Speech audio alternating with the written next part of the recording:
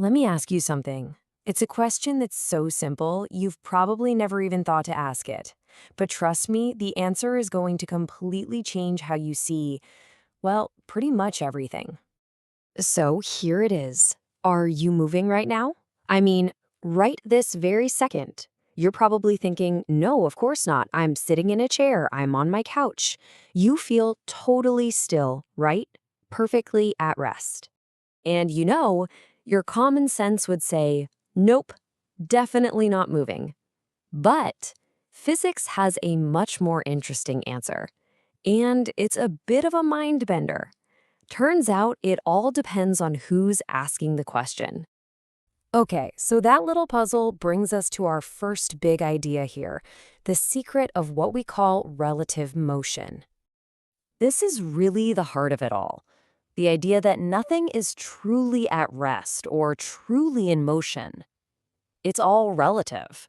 It all depends on your point of view, on who's doing the watching. All right, let's break this down with a classic example. Picture this. You're on a bus. To the person sitting right next to you, you're not moving at all, right? You're just sitting there.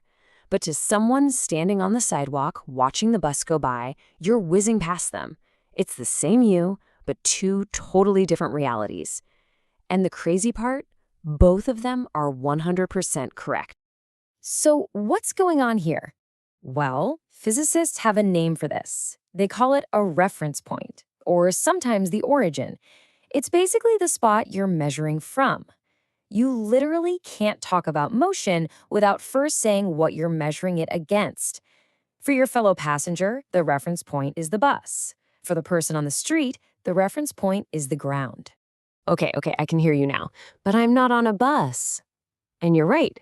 You're on something way, way bigger and way, way faster. You're on a planet that is spinning on its axis and rocketing through space.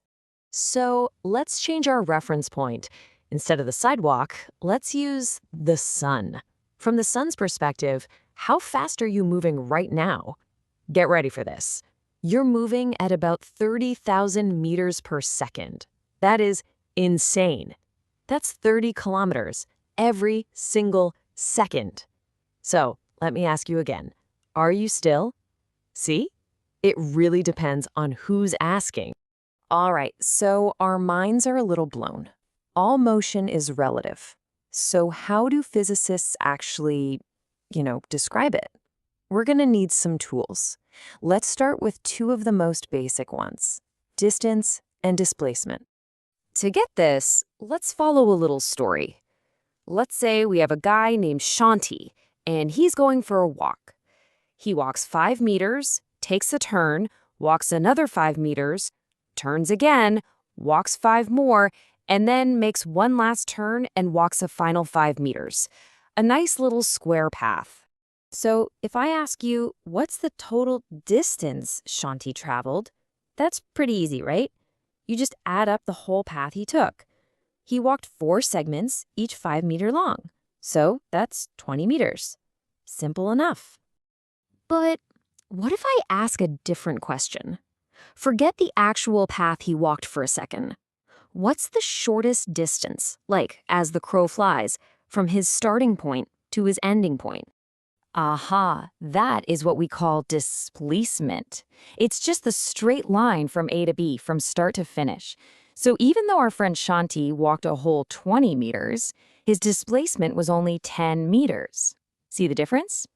Distance is the scenic route. Displacement is the shortcut. Okay, so we've got the path down. But what about how fast you're going? This is where we need to talk about two words that people mix up all the time, speed and velocity. Yeah, this is a classic mix-up, but the difference is actually super simple. Speed is just how fast you're going. It's just a number, like 50 kilometers per hour. Velocity, though, is speed with one extra crucial bit of information, direction. So 50 kilometers per hour north, that's velocity. It's got both magnitude and direction. So why does this even matter? Who cares about the direction? Well, let's check out this example. Imagine a swimmer, Usha, in a 90-meter pool. She swims all the way to the other end and then all the way back, and it takes her 1 minute. Now, her total distance traveled is obvious. 90 meters there, 90 meters back. That's 180 meters. But what's her displacement? Well, she ended up right back where she started, so her displacement is a big fat 0. Now watch what happens when we do the math. Her average speed is the total distance divided by time, which comes out to 3 meters per second. Makes sense. But her average velocity, that's her total displacement divided by time.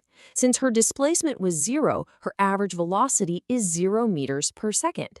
How wild is that? She was swimming her heart out, but in the language of physics, her overall velocity for the trip was 0. This isn't just a party trick. This difference is super important for stuff like GPS. Your GPS cares about getting you from your start to your finish, your displacement, not necessarily the long, winding road you might take. Okay, so we've nailed down velocity, but what do we call it when your velocity changes? Well, there's a word for that, and you definitely know it: acceleration. Acceleration is just any change in velocity over time. So, when you hit the gas pedal in a car, you're accelerating. That's obvious. But when you hit the brakes, you're also accelerating. We just sometimes call it decelerating. And here's the kicker. Remember how velocity includes direction? That means if you turn a corner, even if your speedometer stays exactly the same, you are accelerating because your direction is changing. Any change in velocity, speeding up, slowing down, or changing direction, is acceleration. So we have all these concepts: distance, displacement, velocity, acceleration. How can we put it all together to see the whole story of a journey? Well, one of the most powerful tools a physicist has is a simple graph. Think of a distance time graph like a comic strip of a trip. If you see a straight diagonal line, that means you're moving at a steady, constant speed, kind of like putting a car in cruise control. But if the line starts to curve upwards, that means you're speeding up. Maybe you're getting on the highway. That curve means your speed is changing.